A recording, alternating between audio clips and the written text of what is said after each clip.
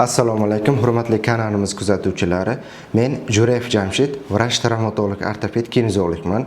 Bugungi videomizda sizlar bilan tizza bo'g'imi artrozlari, ya'ni yemirishlar haqida gaplashamiz va yemirilishning kelib chiqish sabablari, qaysi bosqichlarda qanday davo muolajasini olishingiz kerakligini va qaysi bosqichda sizga pakoy rejim kerakligi haqida video davomida gaplashamiz. Artrozning kelib chiqish sabablari, avvalambor siz bir narsani tushunib olishingiz kerak bo'ladi. Odamdagi kasallik ikki xil bo'ladi. Funksional kasallik va organik kasallik bo'ladi. Organik kasallik bo'lganda nasliy kasallik, yuqumli kasallik, har qanday infeksion kasalliklar organik kasallik hisoblanadi. Bunda moddalar almashinuvi buzilishi, o'shanda sizda ukol-dori yo'nalishi bo'yicha lechina olsangiz to'g'ri ketadi. Agar funksional holatda buzilishda kelib chiqadigan kasallik bo'lsa, ya'ni qad-qomatda buzilishi, bo'yindagi reja bor, belingizdagi reja bor, tana umumiy salabiylashgan, tepada qanaqadir muammo bor, ichki organdagi muammolar sabab oyoqda mushaklari salabiylashib qoladi. Natijada yurganingizda tizza bo'g'imida qirsillashlar yuzaga keladi. Bu artrozning birinchi bosqichidan darak beradi. Yillar davomida yurganingizda paxotga o'zgarishi natijasida tizzada yemirilish artroz boshlanadi. Inson organizmini bitta tarozi pallasi deb tasavvur qiladigan bo'lsangiz, tanadan tushayotgan yuk doimiy ravishda ikkita chanoq bo'g'imiga 50% taqsimlanishi kerak bo'ladi. Bunda sizda qanaqadir muammo bo'ldi yoki stress o'tkazdingiz yoki noto'g'ri yotib qoldingiz, doimiy boyagi o'tirib ishlash, doimiy tikka turib ishlash natijasida bir tarafdagi mushaklarda muammo bo'lishi mumkin yoki bu taraflarda. O'shanda tanaga tushayotgan yuk noto'g'ri taqsimlanib boshlaydi. Ya'ni bu tarafga 70% yuk tushsa, bu tarafga 30% yuk tushadi. Borib o'ng oyog'ingizda qaysi tarafga ko'p yuk tushadigan bo'lsa, o'sha tizzada muammo boshlanadi. Tizza bo'g'imi yemirilishi artrozning kelib chiqish darajalari, har bir darajada qanaqa jarayon bo'ladi ko'rib chiqamiz hozir. Birinchi holatda sog'lom holat, 0-holat sog'lom. Bu holatda sizda tizzangizda hech qanaqa muammo bo'lmaydi. Qachonki bir joyda ko'p o'tirib qolsangiz yoki juda ko'p turib qolsangiz, tizzada ozgina qirsillash bo'lishi mumkin. Bu vaqtinchalik holat, o'tib ketadi. Bundan xavotir olmasangiz bo'ladi. Birinchi daraja artroz boshlanish belgisi sizda tizzada qirsillash boshlanadi. Qirsillash boshlanadi. Qirsillash doimiy. Yursangiz ham, o'tirsangiz ham, tursangiz ham, dam olib, ertalab tursangiz ham qirsillash qirs davom etib ketaveradi. Bu 10 yil, 15 yil juda uzoq muddat davom etadi. Ikkinchi holatda tizzangizda qirsillash bilan birga qirsillash plus shish holat kuzatiladi. Va Minsk tog'ay zararlanish holati. Bu yerda Minsk tog'ayda razriv holati kuzatiladi. Bu holat birinchi stepindan keyin boshlanadi. Bu doimiy tizza nagruzkani hisobiga, oyoqlar kuchsizlanishi hisobiga qirsillash, shish, Minsk tog'ay zararlanishi kuzatiladi va qo'shilishi mumkin tizzani manfiy bosimi o'zgarib ketadi. Manfiy bosim deganda yana bir narsani aytib o'tishim kerak. Tizza yemirilishi bo'lishidan oldin tizzada 3 ta element bor. Birinchi elementi tizzani manfiy bosimi, ikkinchi elementi Minsk tog'ay, uchinchi element bu sinovial suyuqlik. O'sha uchala holatda o'zgarish bo'ldimi, sizda tizzangizda yemirilish boshlanadi. Bu yerda sinovial suyuqlikning vazifasi umumiy o'sha tizzadagi Minsk tog'aydi. Bu tizzadagi Minsk tog'ayni oziqlantirishda, tizzada kravoobrasheniyaning yaxshilanishida, suyak to'qimalarining oziqlanishida sinovial suyuqlik yordam beradi. Sinovial suyuqlikda o'zgarish bo'ldimi, Minsk tog'ay обязательно yirtiladi.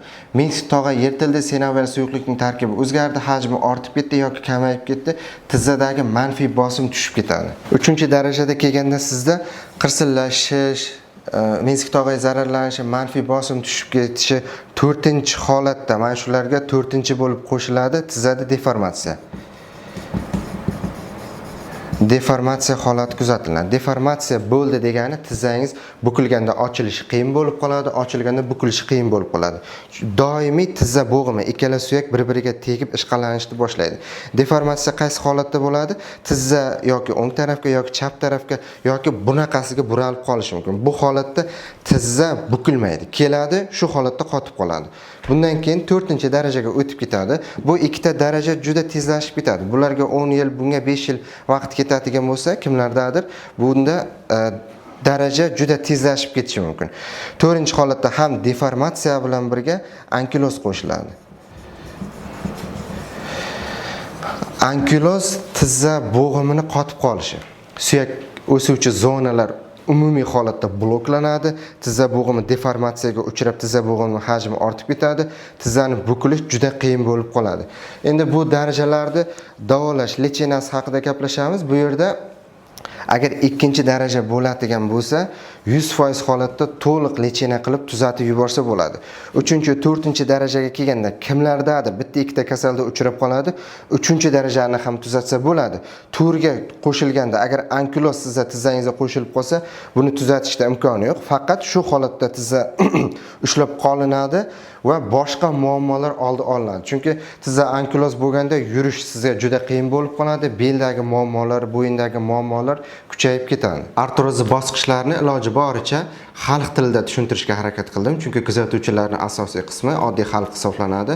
Meditsinskiy tilda gapirilganda bu juda sabablari, kelib chiqish sabablari juda ko'p, lekin asosiy kuzatuvchilar xalq bo'lganligi uchun ko'cha tilida gapirib tushuntirishga harakat qildim. Endi lecheniyasi qanday ketadi? Hozirda umumiy ommaviy tarqalgan lecheniya tizza bo'g'imiga ukol qilish, ya'ni plazma leftin gialuron kislotasi quyish hisoblanadi. Plazma leftin gialuron kislota quyilganda tizza bo'g'imidagi boya aytib o'tganimdek sinovial suyuqlikning hajmini bilib olishimiz kerak bo'ladi. Sinovial suyuqlikning hajmi normada 3-5-10 millilitrgacha bo'ladi odamning vesiga qarata.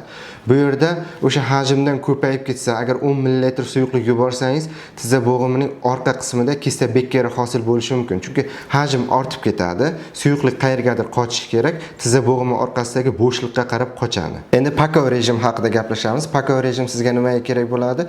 Tizza bo'g'imidagi muammolarda o'tkir holatda, ya'ni o'sha mensk tog'a yirtildi yoki artroz endi boshlandi, qanaqadir travma olib qo'ydingiz, tizzada ko'karish, shish, mesniy temperatura, ya'ni temperaturasi issiq bo'lib turadi tizzani o'zida. Bu holatda sizga ukol dori bilan lecheniya kerak bo'ladi. 5 kun uzog'i bilan 10 kun davom etishi kerak. Agar undan ortib ketadigan bo'lsa, tizza bo'g'imida qotish holati kuzatiladi. Tizza bo'g'imi artrozida kinezologiya sizga qanday yordam beradi? Ya'ni kasallikning aynan sababini topib davo muolajasi olib boriladi. Oyoqdagi har bitta mushak tonusi tekshirib ko'riladi.